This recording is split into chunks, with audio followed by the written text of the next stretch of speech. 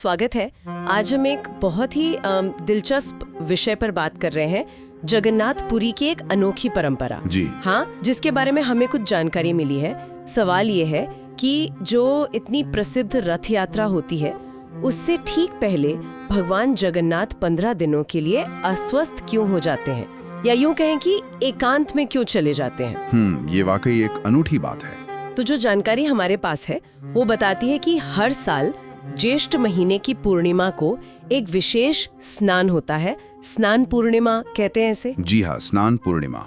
इसमें भगवान जगन्नाथ और उनके भाई बलभद्र जी और बहन सुभद्रा जी को पूरे 108 घड़ों के ठंडे पानी से नहलाया जाता है। हाँ, 108 कलशों के जल से ज्येष्ठ की गर्मी में ठंडा स्नान। अच्छा, तो फिर क्या होता है? मतलब इसी स्नान के बाद भगवान बीमार पड़ जाते हैं? बिल्कुल, माना जाता है कि इस ठंडे स्नान के बाद भगवान को बुखार आ जाता है, वो अस्वस्थ हो जाते हैं और इसी अवधि को फिर अनवसर काल कहा जाता है। अनवसर काल? हाँ, ये 15 दिनों तक चलता है और इस दौरान भगवान पूरी तरह से विश्राम करते हैं।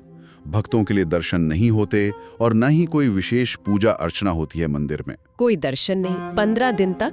जी नहीं, ये भक्तों के लिए एक तरह से इंतजार का समय बन जाता है, भगवान के ठीक होने का इंतजार। ये तो वाकई दिलचस्प है। अनवसर काल मतलब जब दर्शन का अवसर ना हो। पर क्या स्रोत ये भी बताते हैं कि इसे कैसे समझा जाए? क्या ये सच में बीमार होना है या कोई प्रतीकात्मक बात है? हाँ देखिए, स्रोत इसे भगवान की लीला कहते हैं, एक दिव्य खेल। लीला? जी, इसे असल बीमारी की तरह नहीं बल्कि एक मानवीय अनुभव के दिव्य प्रदर्शन की तरह देखा जाता है।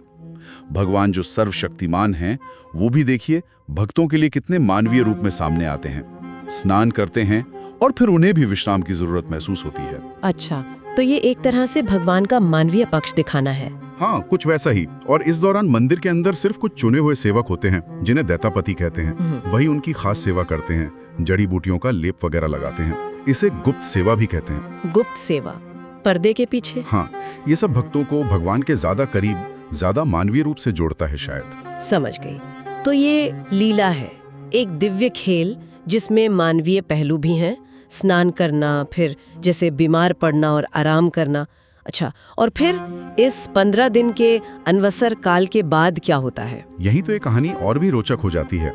जैसे ये 15 दिन पूरे होते हैं और ये माना जाता है कि भगवान अब पूरी तरह स्वस्थ हो गए हैं। हाँ, ठीक उसके बाद ही विश्व प्रसिद्ध रथ यात्रा का भव्य आयोजन होता है। अरे वाह, मतलब ठीक होने के तुरंत बाद? बिल्कुल, ऐसा लगता है मानो भगवान अपने भक्तों से मिलने के लिए, उनके बीच आने के लिए पूरी तरह से तरोताजा होकर एक नए उत्साह के साथ अपने एकांतवास से बाहर निकल रहे हो। तो ये पूरी प्रक्रिया, स्नान, फिर वो अस्वस्थ होना, अनवसर काल का विश्राम और फिर स्वस्थ होके यात्रा पर निकलना, ये सब जुड़ा हुआ है। जी हाँ, ये रथ यात्रा के उत्सव का एक बहुत ही महत्वपूर्ण और अभिन्न अंग है, एक पूरा चक्र है ये। वाह, तो मतलब ये निकलता है कि स्नान पूर्णिमा का वो ठंडा स्नान भगवान को प्रतीकात्मक रूप से अस्वस्थ करता है, जिसके बाद 15 दिन का अनवसर यानी विश्राम काल होता है। सही।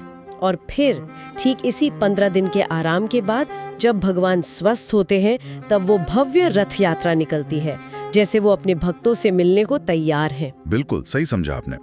स्रोत इसे भगवान जगन्नाथ की अनोखी लीला ही कहते हैं। ये परंपरा भगवान और भक्त के बीच के गहरे, बहुत ही निजी संबंध को दर्शाती है। भगवान यहाँ सिर्फ एक दूर बैठे शासक नहीं है, बल्कि ऐसे देवता हैं जो मानवीय भावनाओं और अनुभवों से गुजरते हुए दिखते हैं। ये बात तो है।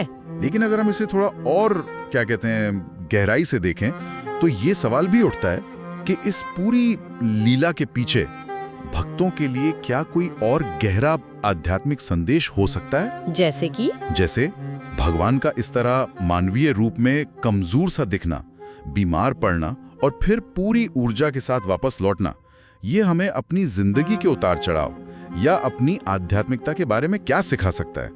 इस पर सोचने लायक बात है ना।